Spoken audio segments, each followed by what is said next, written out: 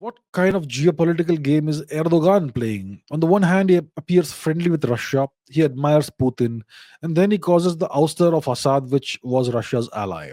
At the same time, Turkish fighters attacked US based SDF. Considering Turkey is a NATO ally of the US, what's happening? It looks like Turkey is playing a double game against Russia and the US, the two superpowers. What's your take on this? Okay. Look, yeah, uh, Erdogan is pretty friendly with Putin. He admires Putin, etc. That's a personal one-to-one relationship. It has no effect on geopolitical relations, international relations.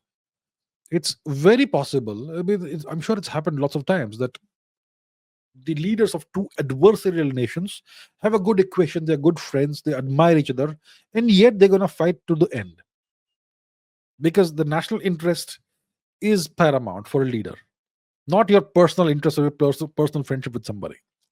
So Erdogan is friendly with Putin. So what? Makes no real difference. He has his own ambitions for Turkey. He probably sees him as the sultan of a resurgent neo-Ottoman empire, and he's trying to expand Turkey's geopolitical footprint and power projection ability and territory in the region. And of course, Turkey, we know, is a member of NATO, an ally of the US. The Americans even have allegedly nuclear weapons deployed in Turkey, which are in American hands, not Turkish hands. So that's the kind of close relationship Turkey has with the US. And apparently, they have attacked the SDF, which is a terrorist outfit, a rebranded Al Qaeda or ISIS, which is fighting on behalf of the US in Syria, and they've taken over Syria, right? Al Julani is their boss, SDF. Yeah. So Turkey always plays this game. Look, I'll tell you what makes Turkey valuable from a NATO perspective. What makes Turkey valuable? Let's go to Turkey. Is this region, Turkey's incredible geographical region.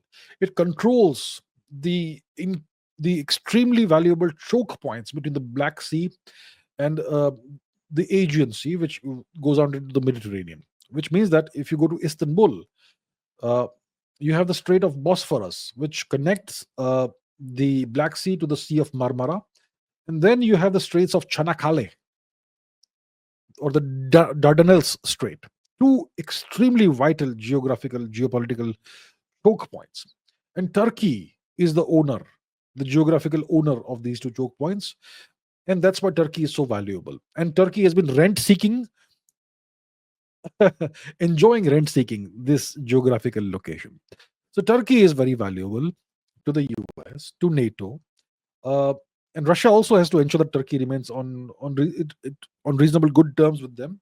So Turkey can play all kinds of geopolitical games. So they have been controlling certain parts of northern Syria for the past decade plus. That's one of the things they're doing, and they would like to take more bites out of Syria now. Now that Assad has fallen, Turkey, in the 1970s, I think they took over the northern part of Cyprus. They invaded Cyprus, and they did that. The Turks also have a presence in Libya and North Africa, a military presence in this region as peacekeepers allegedly. And Turkey would also like to create a pan-Turan corridor between Turkey and all the Turkic nations of Central Asia. Uh, and the one nation that's in the way is Armenia, and that's why you had wars between Turkey's proxy Azerbaijan and Armenia. So Turkey is playing a whole game, geopolitical game of its own. It has its own ambitions. Erdogan has its own ambitions, and he will obviously play the good old game of playing one giant against another to gain advantage for himself and his nation. It's a well-known, very old set of tricks in the geopolitical playbook.